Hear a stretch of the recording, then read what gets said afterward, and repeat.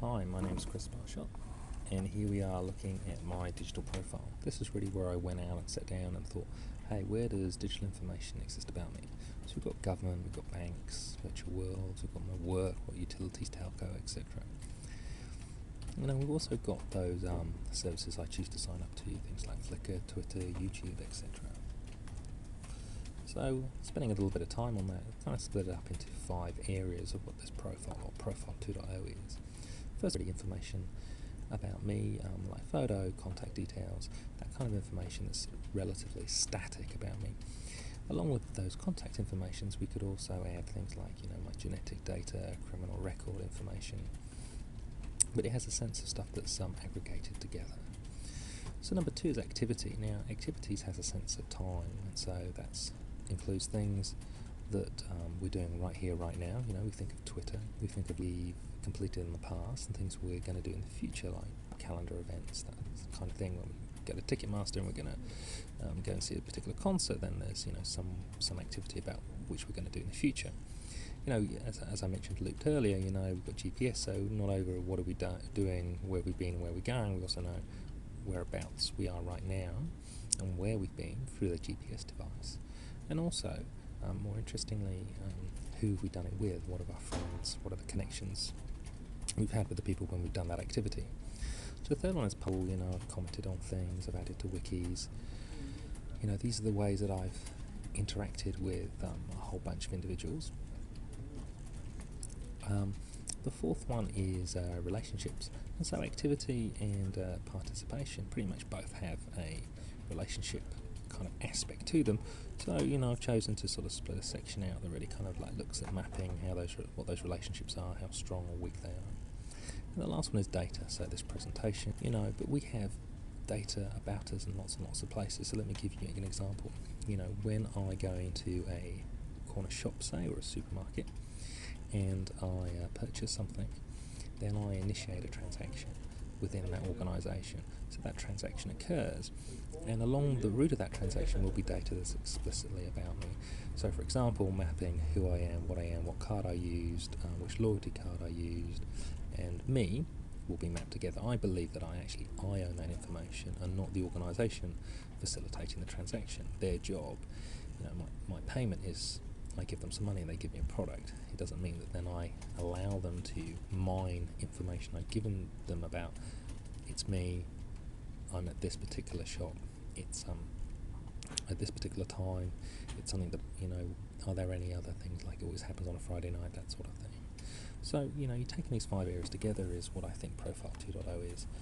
And on slide 3 here, I've kind of further split it up into things like internet profile, work profile. So that's really mapping all the capabilities we have externally, like YouTube's Scribd, Facebook, Yahoo Answers.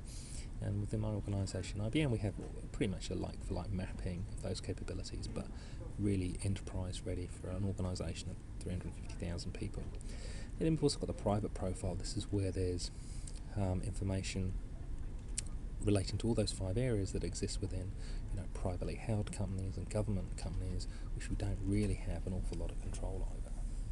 And what is the future? So if we take the top left-hand picture here, we've got a 4D image of a child in their mother's womb.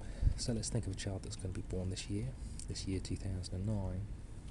And what does that mean? So at the point that child is born, then that child has, if you like, a patient record straight away. And any treatment that child needs is now associated with that child. But before the child is born, it's all related to the mother's patient profile. So here in New Zealand, we have a thing called KiwiSaver. And KiwiSaver is where me as an adult, I can choose to nominate my child to join a scheme, and the government puts $1,000 in a bank account that the child can use later on for things like putting a deposit on a house. So first couple of weeks, your patient record, now got a tax number, they now got a banking number, and so on. So now we move on, the child is sort of at that school age, and for a couple of years they've had access to a computer at home, where they have an identification where it defines what resources are available to that student, and what assessments that student has done, and really has a really clear view on all the activities and reports of that child. As we move further on to the top right, perhaps the child becomes a young teen, Anyway, she gets a mobile phone or whatever devices that exist there around connection and staying in contact with friends, whatever's cool at the time. So we've got additional information. So we've got telco information for sure. Telcos can map exactly who I talk to and when, how long for, and a telco may say, well, that is for the betterment of our clients, we can provide more products, and that may well be the case. But it also allows them to segment a lot clearer which clients to target for each product, and that may be a good thing for the consumer, it may also be a bad thing. On the bottom left hand, I've got university. So we now think of this young lady going all the way through from birth to university and finishing, and online there is a vast amount of digital content available to people. And so we get this idea of hyper-personal relationship. In order for me to satisfy your needs, I need to know about you, and that holds true today, in the future, and certainly in the past. So because so much content is now on a digital medium and therefore accessible and searchable, we now have an opportunity to present very, very succinctly and clearly content or products or services that an individual may require, because we know so much about them.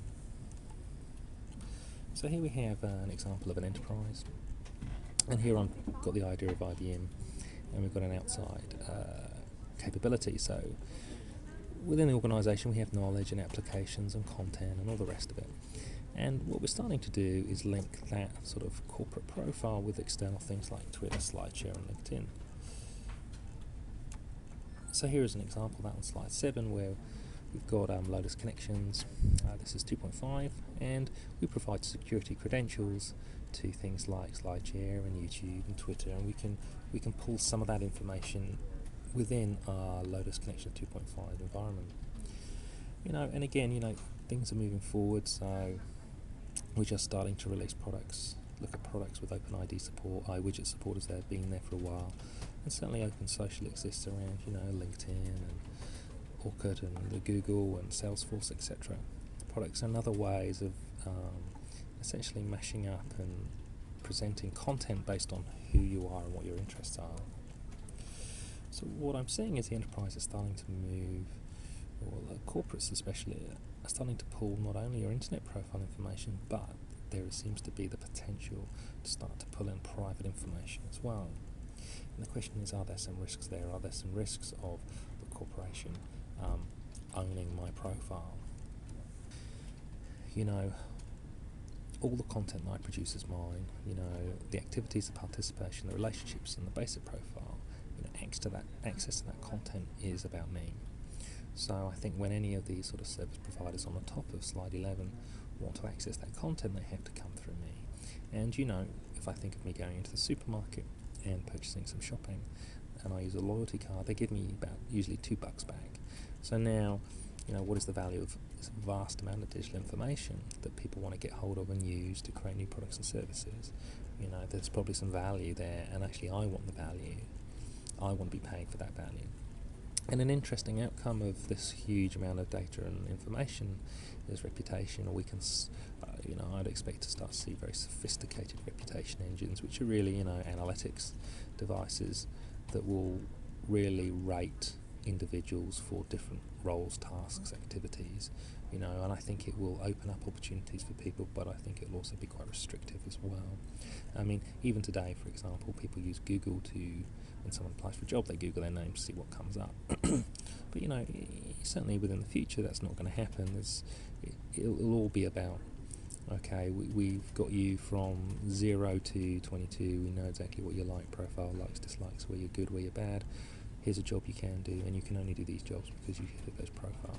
Perhaps an opportunity for individual, but perhaps also restrictive for that individual. But listen, the whole point of this short presentation is really to say, who owns your profile? What are the opportunities? What are the costs? What are the risks? And really should be doing it. So my name's Chris Barshot. Hey, if you want to talk about this and other subjects, then please just give me a call, send me an email, or come look at my website at chrisbarshot.com. Thank you.